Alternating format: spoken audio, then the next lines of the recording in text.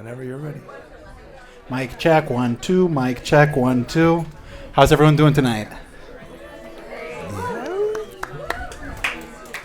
We're excited to welcome you guys to our first ever event, Light, Love, and Life. And we're excited to bring the wisdom of Kabbalah to Newport Beach, where is an area that I believe I've lived here for a few years, and I've had the wonderful opportunity of discovering Kabbalah and applying some of its knowledge and wisdom to my life over the last year or so. I've been traveling to LA once or twice or 3 times a week to go and take my classes. Very inspiring, by the way. Very inspiring. It's been a hell of a time.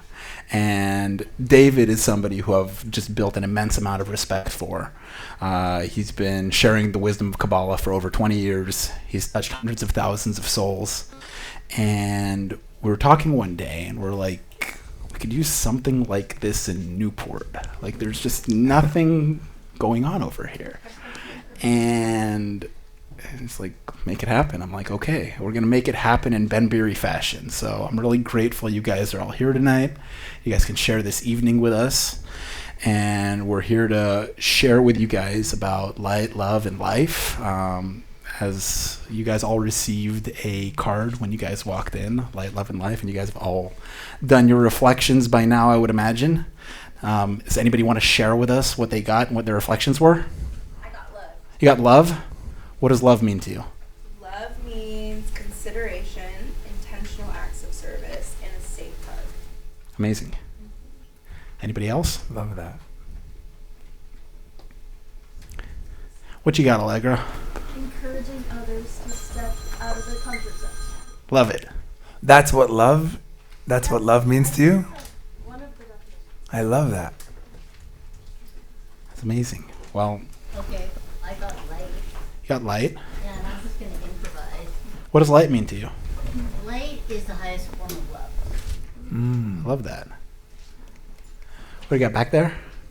Oh, I got love, and I put that love is light because I feel like you could use them interchangeably. So, like, even like one candle can illuminate a dark room. So, like, you could be the light. Like, anytime you see something negative, like any form of like adversity, you could inspire change. Beautiful. Love it. Well, David, can you share with us from all the years that you've had teaching Kabbalah, what does the word light mean in Kabbalah? What does it mean, and how, like, what can we share with everyone, and just how to inspire them to reveal more light? So before I answer your question, Yeah. I want to just, for a show of hands, how many of you are here because you know Ben? Wow. So I met Ben around a year ago. I was still living in New York, and I was flying here to give lectures in Los Angeles, and he walked in, and he's like, I'm new to the Kabbalah Center, and he showed up like an hour and a half early, and he's like, can I help with something? He's like moving chairs around and helping us to set up for an event that we were scrambling for. And he told me at the time that, being social was new to him, that he focused a lot on his career and wasn't focused on the relationship building aspect of his life. And for me to hear that, to see your transformation in Kabbalah, like warming up to the community, giving people hugs, having like hour conversations with them, leaving last in the room after like closing the night, even though you have a 2-hour drive back. To me, that's the most inspiring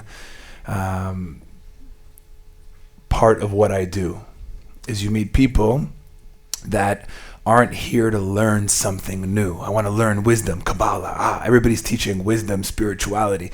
How many people take what they learn and they put it into practice?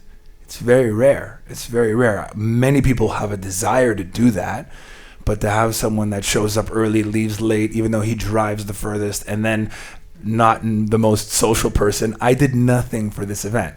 He got the hotel, brought the cameras, invited the people, and there's 80 people in the room. For me, that's light. That's light. Because his simple desire to share what you experienced blessings from, which is the wisdom of Kabbalah, coming to the Kabbalah Center once a week, that simple desire brought all of our souls together tonight, which is really special and really, really beautiful. So I want to thank you. And to answer your question about light, Kabbalah is a deep and profound spiritual teaching that predates all religion. It goes back 4,000 years. And what it does is it explains that there's two aspects to every part of our experience here in this world. There is the physical experience, and then there's the essence. So there's your body, and then there is your soul. There is a good date and a bad date. What was determining whether it was a good date or a bad date is not how you showed up physically. It's how open your heart is, and how open the other person's heart is, and how you exchange energies. Some people go on dates and they don't know why they felt to leave, but they stayed, and somehow, my wife, we went on a first date, our energies weren't aligned, and we broke up, and 4 years later we re-met and rekindled because our energies were different. We had gone through changes and transformation. We weren't ready. We went through a moment, and then our essences came together. So Kabbalah is the study of the spiritual aspect of this world, what we can't see with our eyes, which more and more is becoming prevalent in our world today. Science backs up that what we can't see. There are atoms in this room that we can't see. Those atoms form a chair, a person, and that we can't see the atoms, we can see the physicality, but science tells us there's more. So from a Kabbalistic perspective, to answer your question, light is the first force that ever existed. In Kabbalistic terminology, it's called Or Ein Sof. It was the first force to ever exist. It's called the endless force of light. And many people call it different names. People have different thoughts of what light is to them. But at the end of the day, we all know what light is energy. But the question is, where does energy come from? Right? Everybody can say, I feel energy, but where does it come from?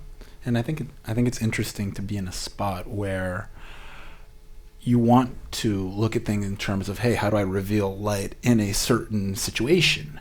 And where can you basically in your life take the effort to take the extra step to just accept the current situation as it is without putting a label on it? Whether is this good? Is this bad? What's happening right now? I don't know. And that's the point, that you don't know what the result of what's happening really is. I mean, there could be something that you're going through in life that's very difficult, but realistically, that could be the one catalyst to build your character, to give you the ability to go and achieve all the dreams that you're looking to achieve in life. And it's because you want to go out and achieve all your dreams that you're going through a hardship that's going to help you build the character to be able to do that. So I think getting yourself in a state of mind where you're willing to accept and embrace the unknown really gives you an incredible opportunity to reveal light. And to piggyback off that, right, the primary principle behind light is that this force that created all of humanity only has one desire, which is to bring goodness into the world.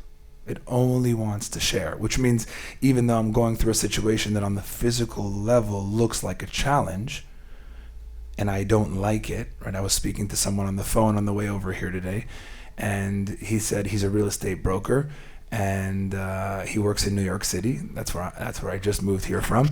And he told me that he was on Zillow, Zillow's here. Street Easy is in New York, and he saw that his sister put on Zillow her apartment for $14,000 and put it with a broker in his office on his floor and didn't let him know about it. And he looked at the situation and said, we can all say that if the family was close, this is a painful situation. And he's a student of Kabbalah, so he decided he's not going to react. He's not going to confront her. He's not going to call her. He's not going to blow up her phone. He said something really powerful to me. He said, I realized that if if she didn't call me to list her unit, it's not meant for me. And that doesn't mean that the light, the creator, the force of good in this world doesn't want to bring me blessings. It just means the blessing is not meant to come from this place. And he stayed up till 2:00, reaching out to people because he had a new instilled fire. And he converted the energy from, instead of texting his sister about why you listed with another agent, he stayed up all night and said, I'm going to find my next listing. He sent out a bunch of emails. The next morning, he reached out to a certain building. She called him and said, I want you to represent. It's so funny, you reached out to me. I'm really literally looking to sell my unit. Forget about $14,000 and a tiny commission. She sold her $1.6 million apartment and chose him. And she said, I want you to represent me in buying my next unit, $3.6 million. So it's like you look at that and you say, wow, so that force of goodness right now, it presents in the terms of, right, somebody that I really love listing with someone else. But if you realize that force is only good and only wants to share goodness, which is what you said, right? How can we look at a situation and say, this is coming for my best interest? It's one mantra. The light wants to share with me. Absolutely. And the light wants to share with you in an endless fashion. A lot of us sit here and think, and we're grateful for what we have. And I'm a person that's incredibly grateful for what I have. I've got Dom here today. I've got Nick here today. Where's Nick at? Nick's done an incredible job helping us set up everything today, all the PA system, the cameras, the recordings, everything that we've got going on. And I'm grateful for the team that I've got with me, and I'm grateful for the businesses that I have, and I'm grateful for the desire to want to grow everything further. And it's just because you're grateful for something and you have it, doesn't mean you're not able or not allowed to want or desire more. And I think that's one of the greatest lessons I've learned so far in Kabbalah. I used to be in a spot where I'm like, hey, I should be thankful for what I have. I should be grateful for what I have. Do I get to want more? And the thought process of, yes, I do get to want more, and it's not only wanting more for myself, but like for you guys. And that's why I wanted to share this conversation with you guys tonight, because I want to see you guys in a state where you guys can look at the lives that you have today and say, hey, I'm really grateful for where I'm at today. And I would be even more grateful if I had this and this and this and this. Now, how can I go and share that positive energy, reveal that light, share that light with other people, and get other people to reveal their greatest light to everybody else, and essentially have different interactions with people where the people that you interact with become better off for having interacted with you to begin with. So that's one of the big things I've been thinking about lately when it comes to light. It's beautiful that you mentioned that the desire aspect, right? Can I be appreciative? And this is something we can all ask ourselves. Can I be appreciative and still want more? Can those two experiences be held in the same moment? And the Kabbalists really focus on the word desire, because they explain that each one of us is a walking desire. What woke you up in the morning? What brought you here tonight? What music do you like? No, it's okay. It's perfect. It's perfect. It's from the light. It's from the Creator.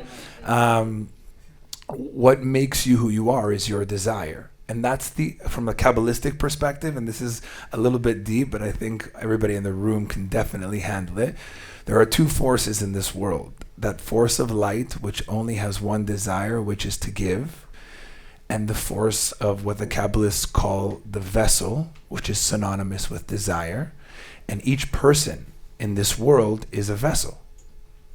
And every day you wake up in the morning and you crave something. You want to be successful. You want a great job. You want a soulmate. You want deep and meaningful, lasting love. You want your kids to succeed. You want to be happy. All those are what? Those are desires that each and every one of us have.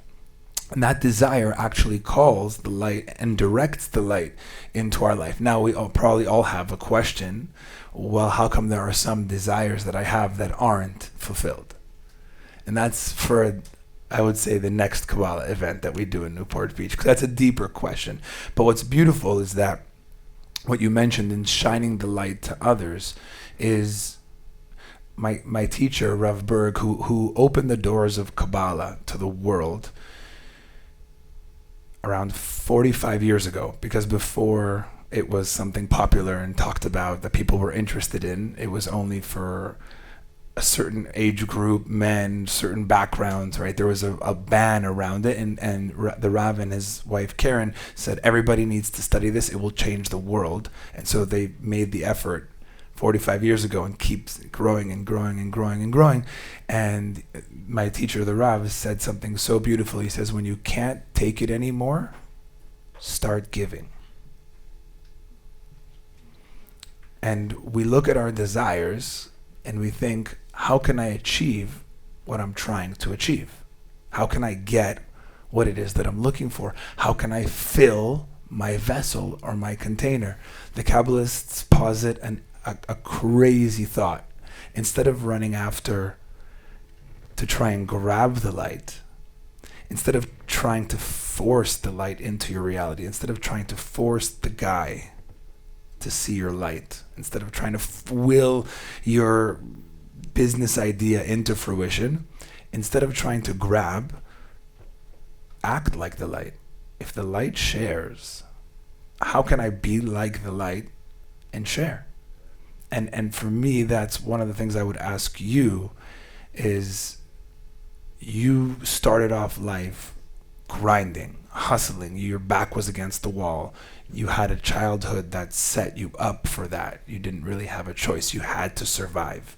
At what point would you say you switched from being a vessel, like looking to survive, I need to succeed, I need to make money, I need to pass my tests, I need to be accepted, when did it shift for you into, I don't want to take anything from anybody, I want to figure out how I can add, and when did that happen, and how did your life change since then?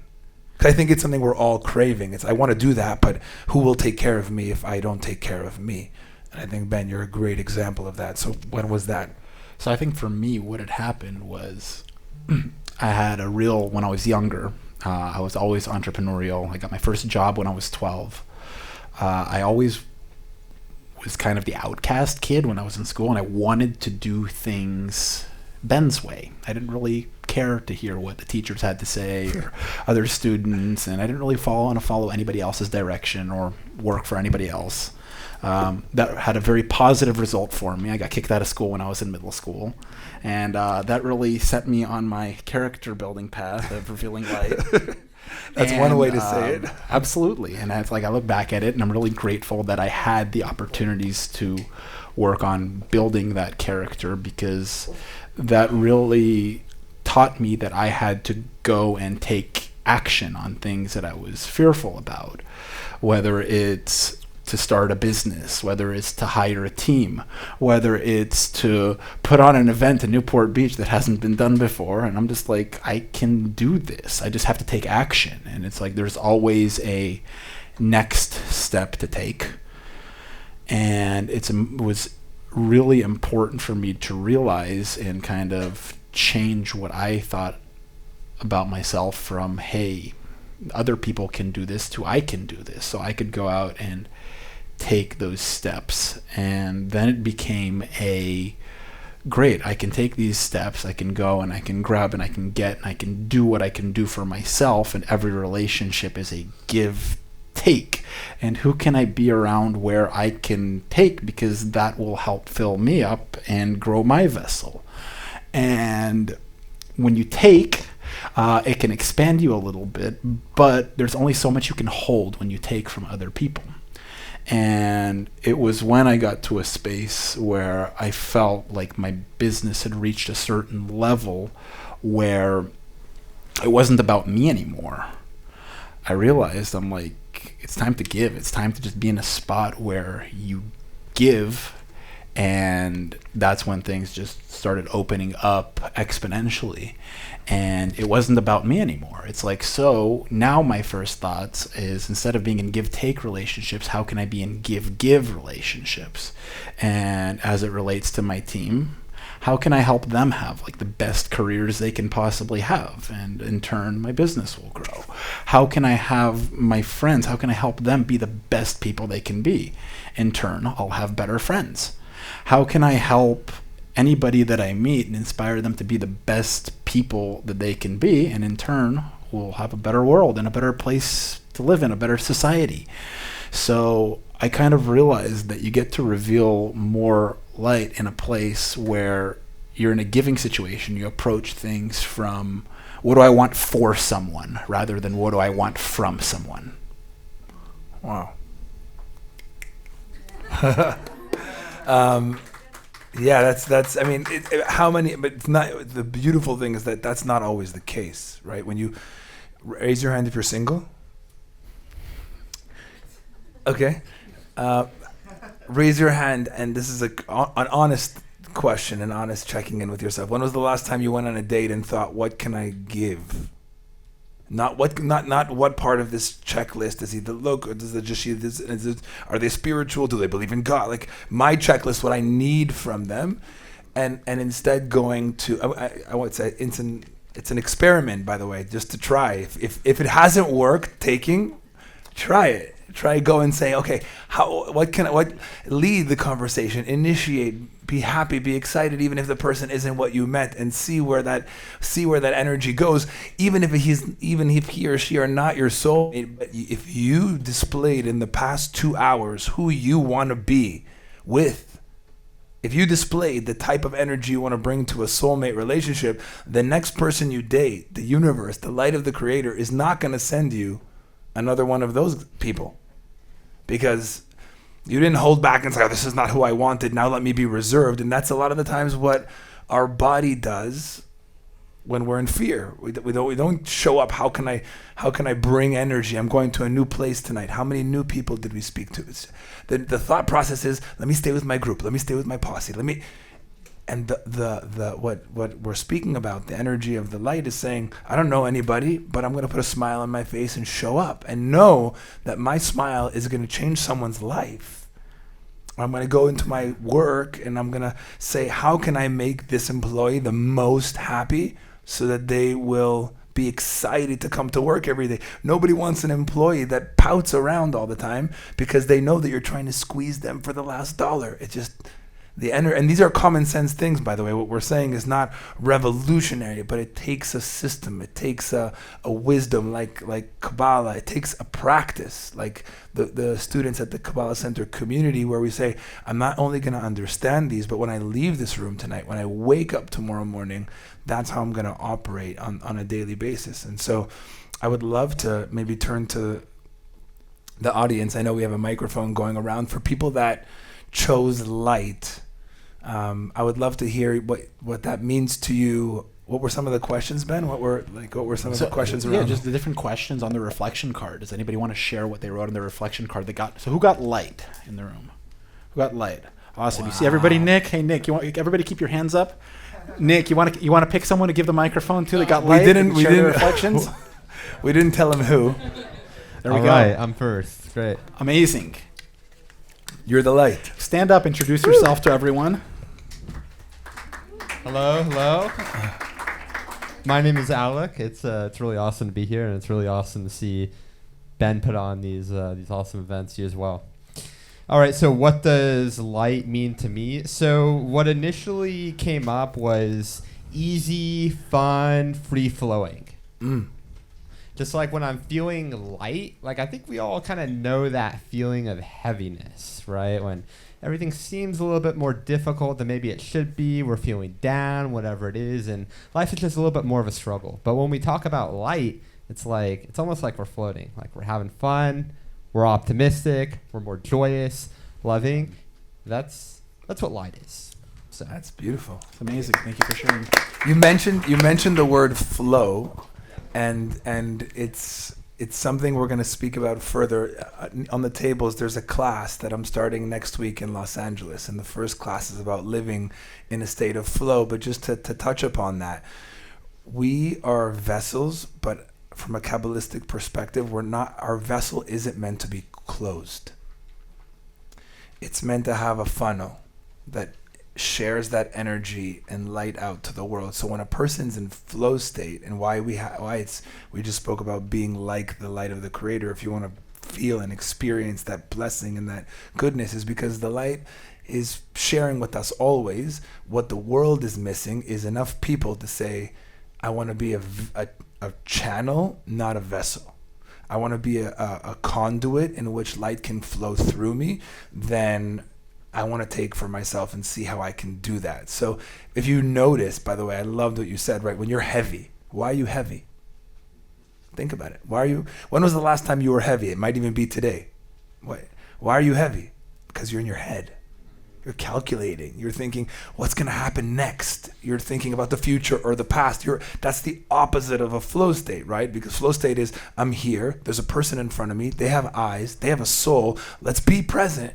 Instead, I'm thinking, what's going to happen tomorrow? Will I be able to pay my rent? That doesn't mean that you shouldn't worry about how to pay your rent. It just means when you're thinking about that, it's going to be pushing away that flow state. So heaviness is a good indication that your vessel's closed at the bottom, and a great way to just get out of that is text somebody. Say, hey, I've been thinking about you. How are you? Immediately, you pierce a hole in the bottom of the vessel when you're making the drama about how it's all about you and this is the apocalypse and everything's terrible. My vessel's about to shatter, right? Just send one text message and watch what that response is and see how your energy just changes. But I loved what you said. Heavy, flow, beautiful.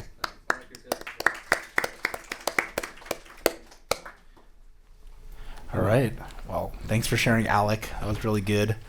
And I think our next thing that we're going to talk about is we're going to talk about love and how to spread love. What does love mean in Kabbalistic terms? So, like I shared earlier, love is different for each one of us because we're each vessels. So for some of us, love is safety. Who said safety? A safe hug. Love is a safe hug. For some people, love means to be seen. For some people, love means to be understood. So from the point of view of how we receive love, I can't define it because we all have different definitions of love. But from there's a beautiful Kabbalistic secret that explains that the numerical value of the word love in Hebrew, when you add up all the letters, it's 13. And when you add up all the letters for the name of the Creator, it's 26. And so what it means to bring the light of the Creator into our world is when two people bring their love together. 13 plus 13 equals 26. And so love is the understanding that the reason I have something is not because it's meant to stay with me, it's meant to be passed to someone that doesn't have it. And the reason why I don't have something is not because I'm not destined to have it. As we said earlier, the light of the Creator wants to bring it to you.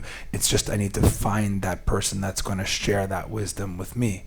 If the Creator is beautiful and sharing, how come the Creator created smart people and ignorant people? How come the Creator created wealthy people and poor people? It's because in order for there to be completion, there needs to be both. The rich person needs to have someone to share with, and the wise person needs to have someone to impart wisdom to. So love is the coming together of two souls that have exactly what the other person needs from me.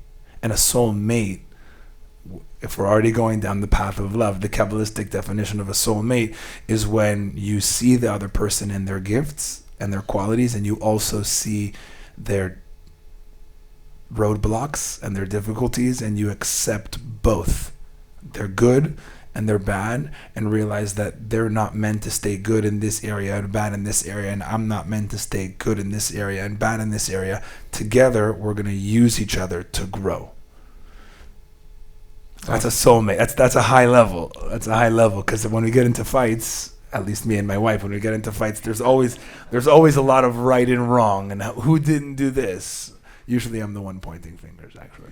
I'm the spiritual teacher, but I'm quick to point fingers. Well, it's interesting because you're talking about love in a romantic sense, and there's a lot of people like in a soulmate type of sense.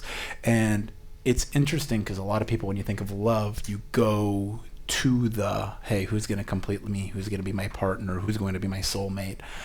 There's also giving love on a daily basis to everyone that you encounter. And it doesn't really have anything to do with anything in a romantic context. It's like you can show love to the person at the valet. You can show love to the person at the front desk, to the person checking you in. You can show love to all of you guys in the room with every interaction that you have. And it's really interesting that when you go and you approach people from a place of love, from a place of, hey, I just want to see this person that I'm interacting with build themselves into as whole of a person that they can become. It's really interesting to see the effect that has on a person. They're like, wow, this person just approached me in the most loving way possible. They shared love with me. Now I am going to go and pay it forward and share love with the next person that I encounter, because a lot of our lives become difficult in ways, different things to manage on a daily basis, and we all have our different challenges and things that we're going through in life. And I can say that everybody that has any type of experience running into somebody who's loving towards them, that has a much stronger positive effect on them than somebody who approaches them in a way of maybe not fully viewing what potential situation that they could be going through. So I guess kind of my point is, how do you go and approach people in a way of love? And how do you just show love upfront and unconditionally to people, knowing that you may never get it back from that person, you may never see that person again, but how do you just have a positive impact on someone and show them love, and hopefully that inspires them to go and share it with somebody else. It's beautiful. And I want to just ask everybody here, that's on the dishing out love side, but I think it's powerful to go to a deep introspective place with love, because love is in the heart. And just to think back to a time in your life when you deeply felt loved. And someone, whether it was a teacher that gave you feedback, or a mentor, or a brother, or just go back to a moment in time where that you felt that person loves you, that person believes in you. Does everybody have one of those? You can just pull it up by memory. Why? Because love is endless, right? With love, two people coming together and experiencing, and that exchange of love, 13 plus 13 equals the light, and the light is an endless force of giving. And so those moments are meant to guide us. They've literally, quite literally, built us to who we are. And I think it's powerful in the context of thinking, okay, how do I be light to this person? I loved what you said, because sometimes it could be like, oh, I'm waiting for my soulmate to love, or I'm waiting for, someone that appreciates me to love, right? It can be a game that you're okay, when this happens, I'll love, but that means that I'm withholding. That means my vessel's closed. And so we all have people in our life right now that need love, that are worried, that are scared, that are fearful, that probably even reached out to you and cried for help in their own way, and we haven't responded because we're busy or whatever. From a Kabbalistic perspective, love is the only currency, because love is the only thing that's eternal. It's the only thing that lasts. When our body leaves the physical world, it's not how much money we've accumulated, it's not how many followers we have. It's how many followers did we touch and awaken their heart, and the love that we shared with them. That's the spiritual currency. That's what creates a bank in the upper worlds that just showers blessings onto a person, is how much love did I give today? And if the answer is I gave 5 ounces of love, 5 minutes of love, and I'm waiting for the Creator to open up all the gates of light and love for me, and you're asking how come it hasn't happened, what Ben said is just don't wait for the right person to love. That doesn't mean to go give love to random people. And like, if there's a toxic relationship, do not give love in that area. It's actually loving to leave that relationship for you and for them, but finding the appropriate places to say, okay, this is a place that I can bring love to, and seeing life in that way, right? Because love is taking the endless light of the Creator, bringing it into my life, and then sharing it out with the world. It's the completion. So I think viewing love as a currency of how much love do I have in my bank account versus how much anything else, I think that will open up the gates tremendously of blessings, of love, of soulmate, of abundance. Well said, well said, well said. And where are all my love people in the room? Who got love coming in? You guys don't look Awesome. too excited about it. You guys don't look that excited. Well, we got Shoot, one excited. I got Nick, one. we got one excited all the way back there. Go, you see in the VIP room? Go get Melania over there.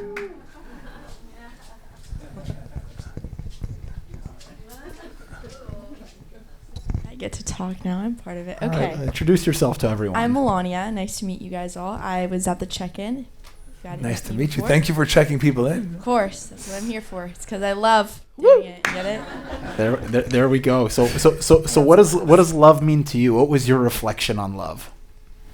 Love to me means being who you are fully, your spirit, your soul, and completely like encompassing who you are and spreading it out and bringing that energy back in, not because you're trying to chase anything or anything indirectly, but because you just love where you are and who you are. And I think love is internal first, and then expanding it onward is just an addition on that.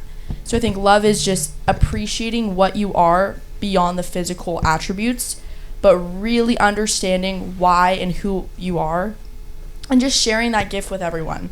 Like sharing what you can do, what you're like learning to do, anything you have, sharing it with it's like a gift. Love is a gift, and we can choose to hold that gift back, and we can choose to say, hey, like, I love things, but I'm just going to be a little bit more like quiet about it. Or we can choose to expand it, and that can just create a cycle of love, and where other people think, hey, I'm going to love the world and give my gifts to the world, because that's what true love is. That's what I think. Can I ask you a question? Yes, I can. When was the last time in your physical body expression was the last time you were able to really show up and give authentically, not worrying what anybody's going to think about you? Like to others? To others. I think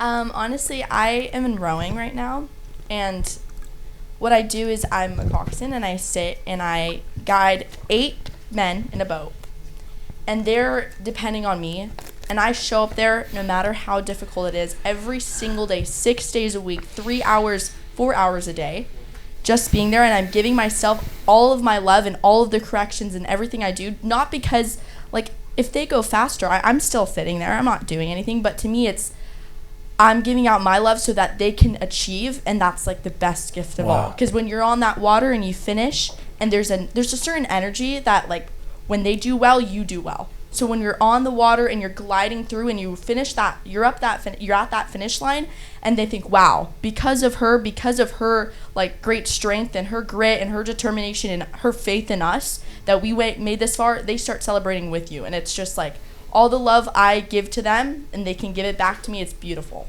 And that's how I feel. Wow. But literally the love is the motor of the boat. It is. It is. Very powerful. Wow. Yes. Thank you for sharing. Of course. Who else raised their hand eagerly with love? Yeah, wait, let's get the Nick, let's get the mic up front. You can stand up, introduce yourself. I'm Caroline. I feel like love is being able to sit with someone in their pain, in the hole, in their times of darkness. And I think, if you were to ask anybody, why did you break up? They would say, oh, he didn't give this to me. He didn't do that. Or, you could give a list of things. But rarely does someone say, I broke up because I couldn't give that person something that they needed. And so to me, I think true love is about being selfless. Being selfless, and also I think love is also setting boundaries for yourself as well. It's a tough line Yes. to toe, right? I'm gonna Yes. respect myself and my love and my boundaries, Yeah. and I'm also gonna be selfless in the way that I show up for this person. Yeah. Yep. It's has anybody faced that before, that challenge of like, how much do I give, how much do I calculate, how much do I respect my, it's challenging, but you find that when you are selfless is when you're really shining. Yeah, I think I think it can be hard for people to figure out what true selflessness is, because I think a lot of people, when they, nobody likes the helper, right? I think that there are also times where you just have to, also selflessness has to truly kind of come from a very like deep spirit, in a way that it's like something I can't even explain. But I think sometimes selflessness can be hidden in selfishness and greed as well. And so I don't know, I think it's important to distinguish those things when you're trying to distinguish between good love and bad love. Wow, there's a lot to unpack there. There's a lot to unpack there. Yeah, Paulina, Yeah. thank you for sharing. I'm actually glad you brought it up, because that's something I wanted to ask you, David. And thank you for the beautiful night tonight. Yeah, for like in relationships, I feel like a lot of times we enter the relationship with a lot of expectations. Like, you should be doing this for me. Like, this is how I expect a guy to take care of me or to show his love. And then a lot of times, like, these expectations create a lot of like energy that's not healthy for the relationship. Like, how do you help maybe get rid of those expectations? And I know you talked a lot about this tonight, like you give back instead, right, than focusing on what I need, but maybe if you can expand it a little bit more on that. Yeah. What expectations do you have? Why not? We're all here. I'm actually was speaking for the friend who's going through who's in this room right now. Okay. The guy is in the room? No, my girlfriend. Oh, your girlfriend. Okay. Yeah, she's going through the breakup right now, and it was a lot of like, I think maybe expectations from the relationship that were not met, but also a lot of hopes that this relationship would work out. But yeah. I'm gonna just do a plug to another really incredible podcast. Michael and Monica Berg, who now direct the Kabbalah Center, have a podcast called Spiritually Hungry. And one of the recent episodes is like, it's called The Expectation Trap, and which ones are safe to have in a relationship. Because you have to have the baseline expectation. Like, you have to see me and care for me and want me to succeed and want to grow with me and want me to be my best version of myself. Like, if you don't have someone that's with you on that, you're in your own corner, especially if and we were just speaking about this before we went live, is like how powerful it is to have a friend that wants to grow with you, or a relationship that wants to grow with you, where you'll push each other to become the best version of yourself. And it's not I want him to it's not like I want my wife to change because it's going to make my house cleaner or my kids, more on a schedule. I want my wife to change because I know that that's how she's going to show up in her greatest light.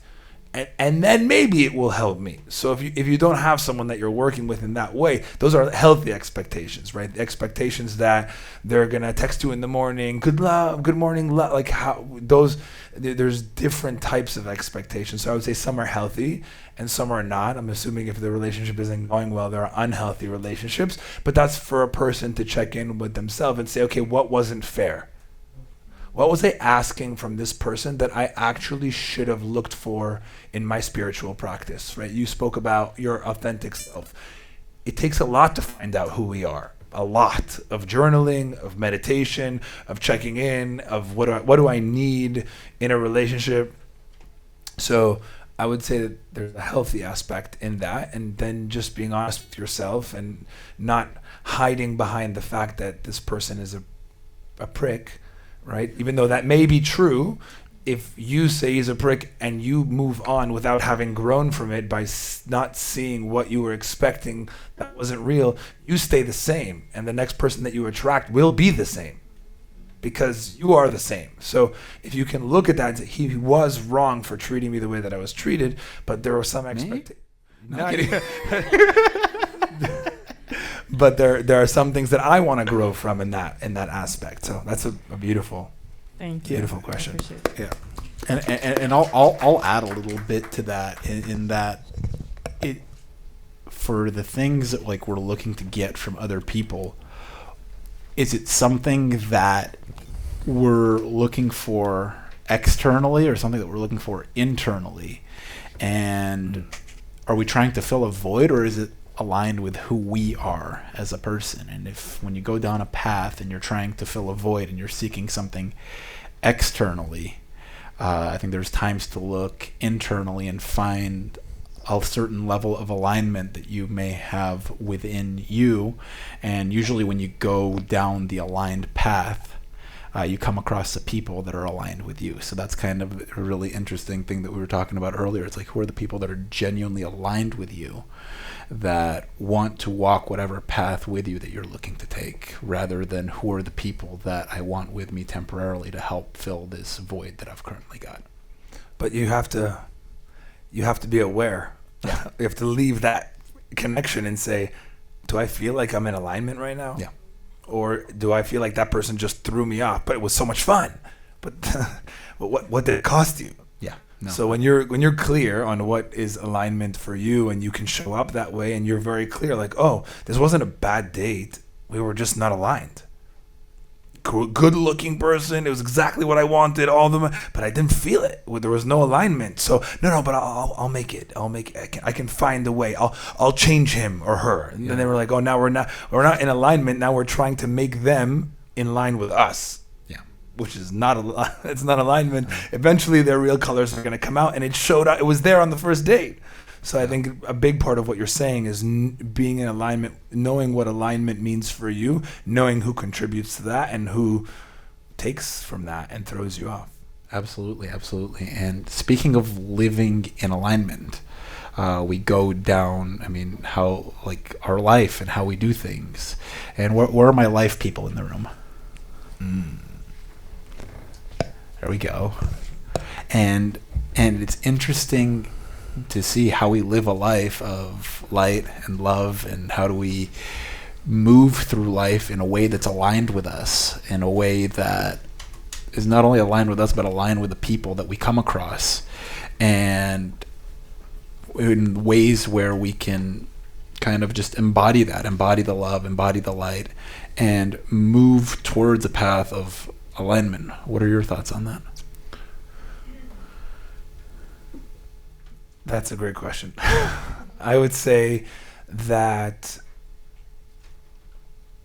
Kabbalah is a wisdom, but one of the reasons it was concealed is because knowing the truths of the universe can make a person feel powerful. But because that power is there, they stop taking that wisdom and putting it into practice.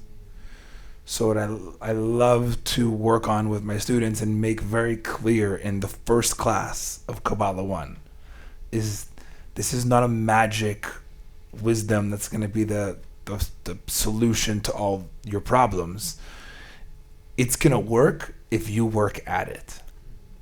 When you decide that you're going to take your spiritual practice seriously, whether it's Kabbalah or yoga or meditation or transcendental meditation, or if you decide you're going to take it seriously, your barometer won't be how long can I hold my meditation. Your barometer will be how did I treat people today.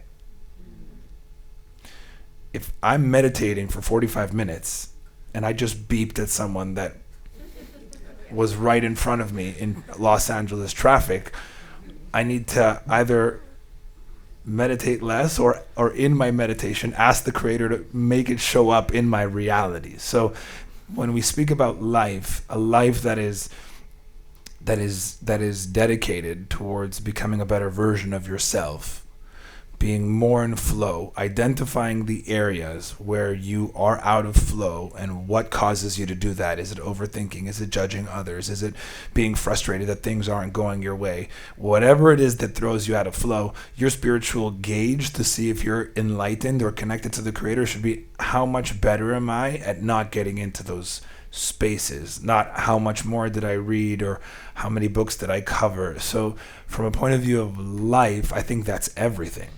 Because life is the ultimate test of if you're connected to the light and if you're loving. If you can't practice it in this world, and I think that's where all of us struggle, and that's why the Kabbalah Center is a community where people gather together to study and practice and communicate and go to events together and volunteer and drive to Newport and do crazy, like, it's because if you think you're smart because you graduated level 1, you might have failed as a student. We just wouldn't say that. We would accept it and say, wow, it's amazing. But it's about how you show up. And so I think that's the most beautiful thing, is if a person's really spiritual, they would love to look at their life and say, okay, where could I improve in those areas? Yeah, and I think the greatest classroom really just becomes life in general. Like, I mean, you talk about making the drive, and I remember when I was first starting to go to the Kabbalah Center in September 2024, and it's 2 hours with traffic, like, for me to get there for my 7 o'clock class. And I'm sitting there going, like, first couple times I'm like, man, this is a lot. Like, I'm feeling sorry for myself. It's like I'm sitting there on the 405. It's like, what the fuck did I sign up for? And then it kind of got to a point where I'm like, okay, I'm really interested in what I'm learning. I'm really interested in the people that I'm meeting. I love the community that we're forming here. I started going a couple times a week, sometimes 3 times a week. And I got to a place where I'm like, the drive is like the greatest excuse for me not to come. It's the greatest excuse for me not to make it out here. Like, on any given day, I can say, fuck this. I am not getting on the 405. I am not making my 2-hour drive. Yet I choose to do it. So then I was able to adopt the mindset of, every time I get in my car, it's like, I am grateful that I have something that I am willing to go and drive 2 hours to get to. Wow. To be there and to learn what I can learn and spend time with the people that I get to spend time with. And then I get to reflect on it on my drive back home. So I just think it's interesting, the perspectives you can take and apply to your life. And we all have these different situations that we can view as positive or negative or difficult or easy. And the reality of the situation is things just are what they are. And you may as well take the situations and look at them in as great of a light as you can look at them, and how is this building me? How is this building Ben? How is this building my soul? How is this building the person that I am going to be when I interact with somebody else? Not where it's like, I pull up the Kabbalah Center, hey Ben, how are you doing? Well, I'm pretty shitty. I just sat in 2 hours of traffic. And it's like, no, it's like, I'm grateful to be here. Like, it's really good to see you. Like, what is interesting right now that's going on with you that you can share with me? And I feel like that's a good kind of mind shift that I was able to kind of accomplish over the last year or so. And I'm really grateful for it. And I don't know if there's anything you want to add to that. I mean, for me personally, just talking to you, we went on a few coffees and just talking about our lives. And that's one thing that inspired me, is that the challenges made you push harder as opposed to fold. And we were sitting and we were talking about what you did, and you're like, oh yeah, I just threw a lecture at the hotel in the Foundry. And I was like, wait, what? Say that again? It's like, yeah, no, I invited some of my friends. I wanted to share something. So it was December, and I just put it there. I was like, wait, you've never spoken before? No, this is his last. I don't know anybody in his last. Who all showed up? I know I see a few of you guys here. Anybody was in the last event. And so he's telling me that he's never spoken before. He rented out a room because he felt like he had something to share. He invited everybody that he knew, and he did something new, and he spoke. And I'm like, what did you talk about? And he's like, what did you talk about? And I just talked about me and my story and how I came to be, and I just thought, I can barely get 30 people in a no, I'm joking. We have people in class, but that's 30 people came to listen to your story, and for me that was and you're just that to me was like life, right? If you're living this, you're like, oh, I put it on my list of things that I have to do. How many of us put things on our list that we have to do, and it keeps getting moved year through year through year? You figured out that it didn't get done, and it was December, and you threw it for December. Everybody's busy in December, and he sent me videos, and I'm like, how is this happening? Like, who are you? Like, I decided I want to do this. It's something new. I've never spoken in public. I'm just going to invite all my friends, and let's see what happens. And the question is like a beautiful and refreshing way to look at life, because if we are asking the light for more love and more blessings, it's really up to us to say, in what way am I sharing with life more new things that I've never shared before? I can't stay, and again, this is nothing against Newport, because there's every place has its, I can't stay here with one experience of the world and say God isn't multifaceted. I have to move and travel and meet new people and go outside of my comfort zone, and all of a sudden I see the Creator in brand new ways. If I would never have driven here, and if we've never had that conversation, I would never meet all you incredible souls. But that wouldn't be on God. Wow, how come you held out all these amazing souls from me? That would be on me, because I never put myself out there to say, how can we do a lecture in Newport Beach? How can we find a way to connect souls around the world? And so I think that's a refreshing way to look at life when you're saying, okay, I'm frustrated at what the cards that I've been dealt. Don't wait for the dealer. You take the next step to put the next card and say, I'm going to go out on that thing that I've been pushing off, and I'm going to allow my soul to shine, and I'm going to put myself in a scary situation, and I'm going to call my brother that I haven't spoken to in 10 years and say, I don't like this space. I don't know what to do about it, but I don't like it, instead of just allowing the awkward Thanksgivings. It's like I'm going to do those things that I'm afraid of, and then I'm going to let the Creator show me, okay, which blessings are mine. But if we're not trusting the light, that it's all good force, and that it's being stingy with us, and we're also being stingy with our own energy, we can't expect abundance as a result. Well said. And I think that what you said about, hey, don't wait for the dealer to deal the next card, I mean, that's something pretty significant in life, because we find ourselves in so many places thinking that situations are out of our control. And the thing about life is, situations are out of your control, but what you can control is you and how you respond to them, and what you do, and what your reaction is, and how you respond to other people, and how you reflect to other people. And like you said, deal that next card yourself. Don't wait for the dealer. I love that. So I know we were gonna have people share with each other. Do you want to maybe just take what's the best way to?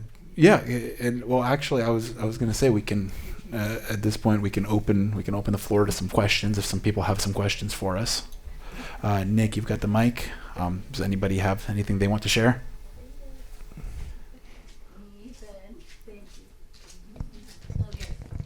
By the way, before you share, I just want to say thank you all so much for coming tonight. It's been such a pleasure to be here with you. And thank you for coming.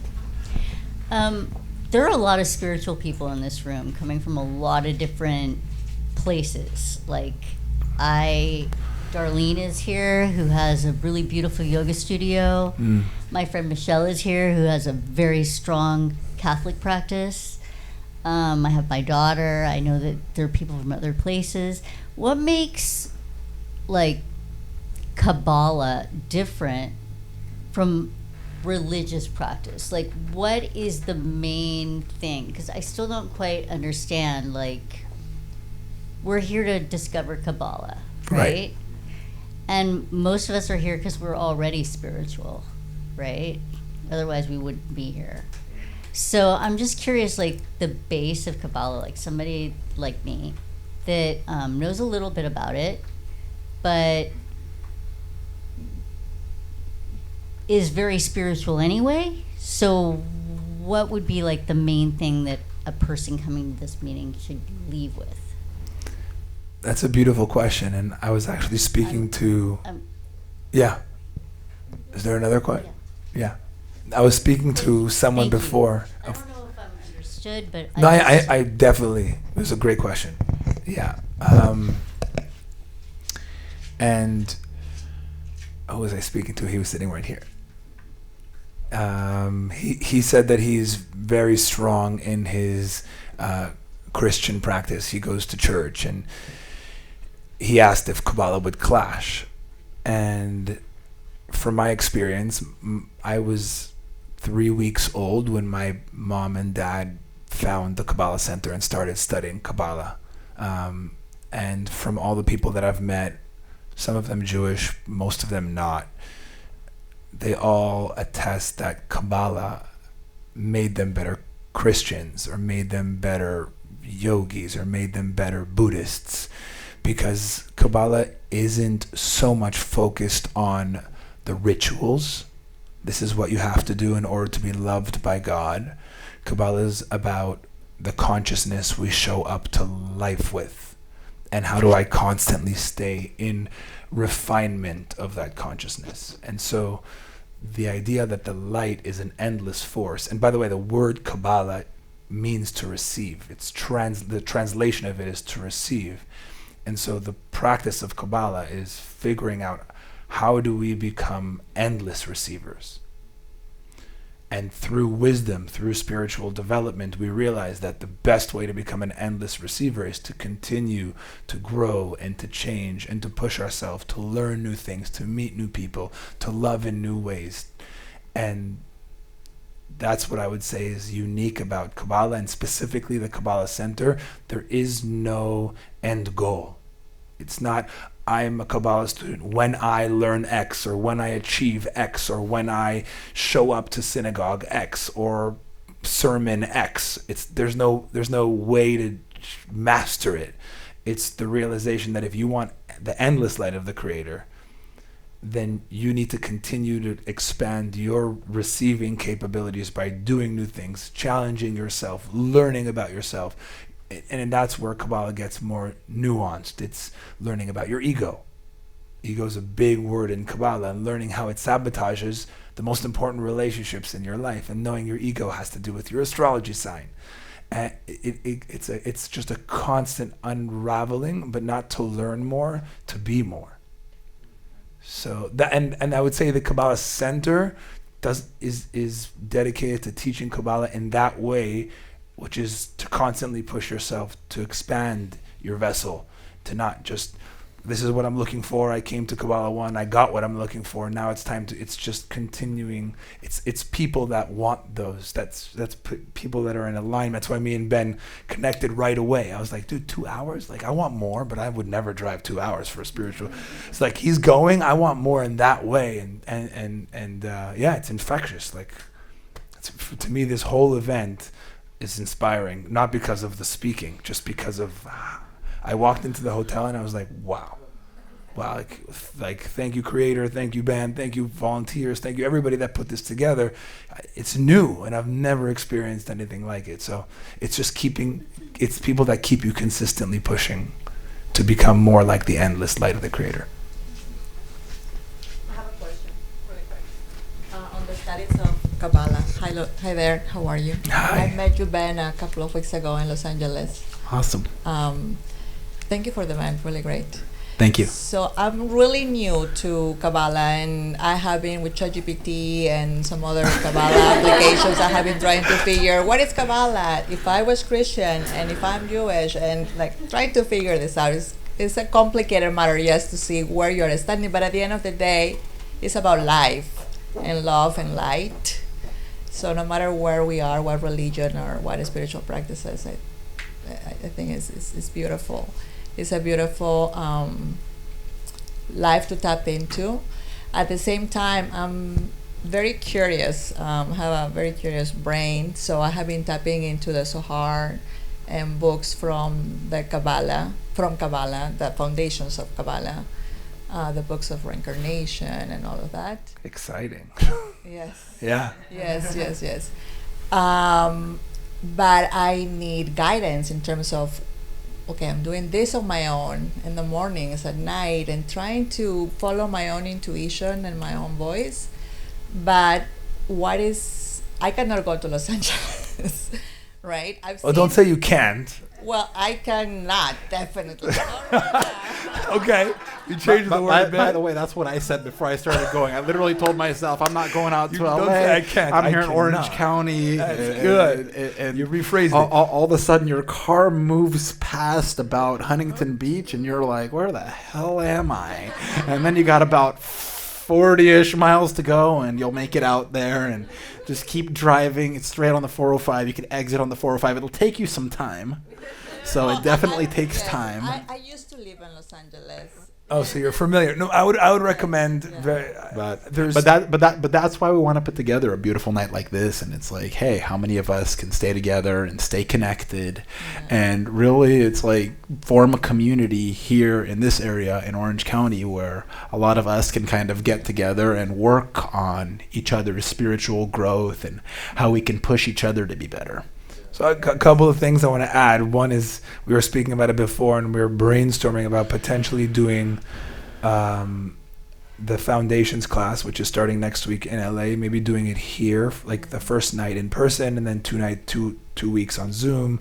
Okay. We're exploring ways to make it more convenient for you to join. But if someone has a desire like Ben, I would love to see you next week. All the information's there on the QR code. But to answer your question, also on the QR code above, there's a way to book a one-on-one session with me.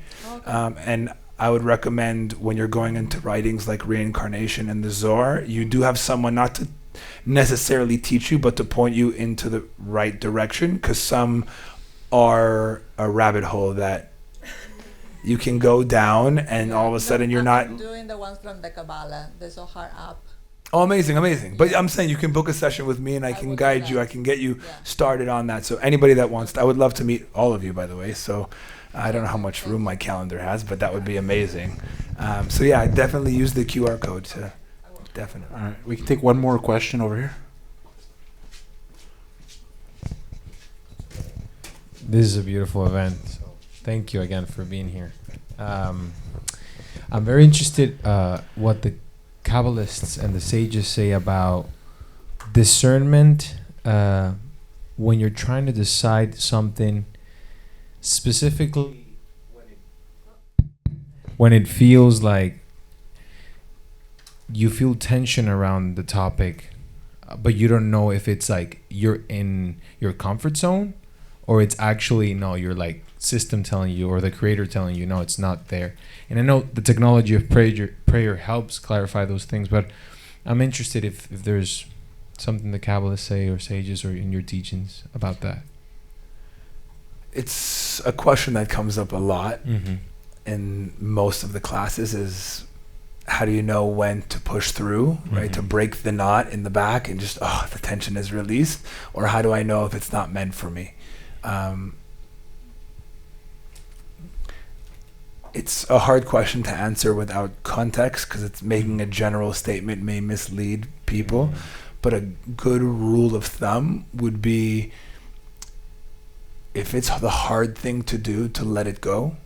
If it's really difficult because I really wanted it to work and my ego's attached to it, and it's really hard, take a break. Take a break. Say, I'm leaving this. Creator, if this is light, if this is meant for me, bring it back into my reality. But for now, I'm going to focus my energy in other places. If it's really hard for you to keep going and knowing your own internal nature, I would say that's when the blessing is right around the corner, when you're right about to give up. When you're right about to give up. Giving up is not the same thing as letting go. Right. So you need to identify, is this a giving up, right, or is this letting go? And no teacher can tell you that. Kabbalah is not about me prescribing the right answer. Even when a student comes to me where I know about their marriage and they say, should I give up or should I let go? I say, this is not a question for me, but I can ask you questions to help you get clearer on where you're at. Kabbalah, there's no... Totally. Yeah, I hope that helps. Absolutely. Yeah. Thank you. Amazing. Yeah. Anything? Well, yeah, no, I mean, it's been really great hearing some of your guys' questions, some of your guys' shares. David, did you have any closing thoughts for everyone? To me, this event is a closing thought. you took a step to get here and you weren't planning on coming, if it was uncomfortable, if you came alone, if you're showing up because you're curious, like this is, and by the way, tomorrow night, we're moving into the month of Scorpio. And for those that don't know astrology from a Kabbalistic perspective, Scorpio is when our destiny starts. It's when everything was written in the month of Libra, and then the DVD goes in the DVD player. In the first day of the month of Scorpio, life starts. So the fact that you came here tonight is a beautiful way to literally start your next year. And so I would say, because you planted that seed today to just do something uncomfortable, to go out, and maybe it's not uncomfortable because you're supporting your friend, but still it's something new, and do something uncomfortable today, tomorrow, the day after. That window in time, the new moon of Scorpio, is the beginning of a new year. And if you can step into that, saying, okay, I'm gonna be the light today to someone I wouldn't have. I'm gonna show love today to someone that I wouldn't have been aware to show love to. I'm gonna make my spiritual practice more living than it is thinking.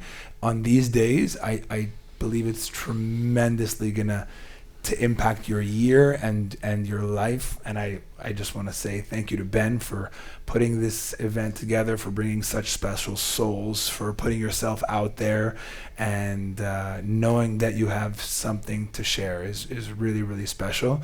And I hope it's not the end. I hope this is just the beginning of things we do here, and hopefully we'll see you in Los Angeles for any of the events that we do. Sometimes it's not a 10-week class that you have to commit to. Like, I'm teaching a class tomorrow night about the month of Scorpio. Just 1 week. It happens once a month. It's not too much to come down with a bunch of friends. And so would love to see you there. And if not, you can always book a one-on-one session and we'll do a Zoom, just chat about life and Kabbalah. So it's been a pleasure to be here. I thank you so much for inviting me. Absolutely. Well, definitely thank you for coming and making that very short trip from LA to Newport. Welcome to our neighborhood, and here we have all our lovely people here. And for me, I'm just really grateful that all of you decided to show up tonight. I know a lot of you guys came out simply just to support and just, hey, let's see what the hell Ben has going on. What does he have cooking up now? And for those of you that are here to support, I'm really grateful. For those of you who came here with an open mind and wanted to learn about something new, I'm really grateful for that as well. And I genuinely hope you guys were able to connect with each other. You guys were able to learn something new. You guys are able to reflect on some things that are a part of your life and that can help move you forward and push you forward in life and just make you that better person, and that you can live a life of light and love. So thank you, everyone.